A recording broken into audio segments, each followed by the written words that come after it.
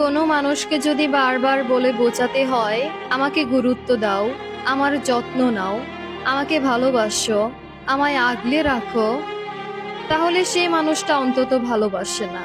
মানলাম সে ফোন দেয়, মেসেজ দেয়, এটা হয়তো দায়িত্ব থেকে দেয়, তার মনে হয় একবার ফোন দেওয়া দরকার বা মেসেজ দেওয়াটা দরকার।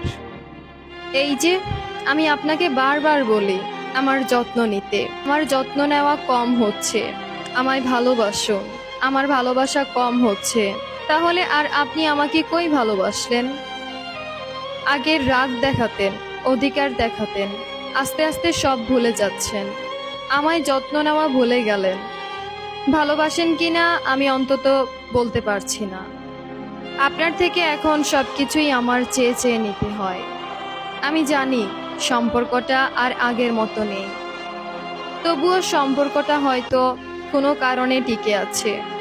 এভাবে বলতে থাকলে বিশ্বাস করেন একদিন আমি এই সম্পর্কটা থেকে বেরিয়ে যাব।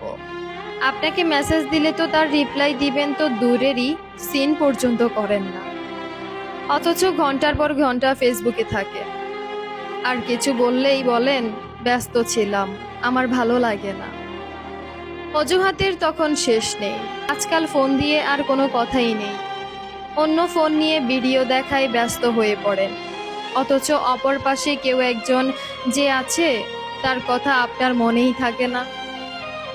আমার অসুখ হলে এখন আর জিগান না আমি ভালো আছি কিনা, সুস্থ আছি কিনা।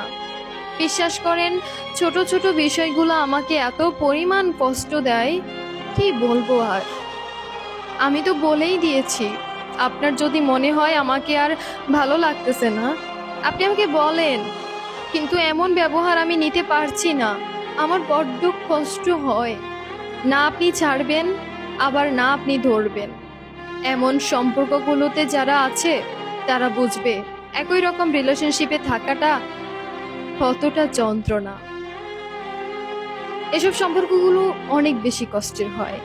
না পারতেছি তাকে ধরতে, না পারতেছি তাকে রাখতে, না পারতেছি তাকে ছাড়তে, না সে আমাকে ছাড়তেছে না সে আমাকে রাখতেছে। সম্পর্কটা একটা দোটানার মধ্যে থাকে। সেরকম সম্পর্কের মধ্যে যারা যারা আছে তারা আসলেই বুঝবে এই সম্পর্কটার মধ্যে থাকতে কতটা যন্ত্রণা হয়, কতটা কষ্ট হয়। তো এরকম কোনো মানুষ যদি এই ভিডিওটা দেখে থাকেন অবশ্যই কমেন্ট করে যাবেন, আমি রিপ্লাই করব, কথা দিলাম।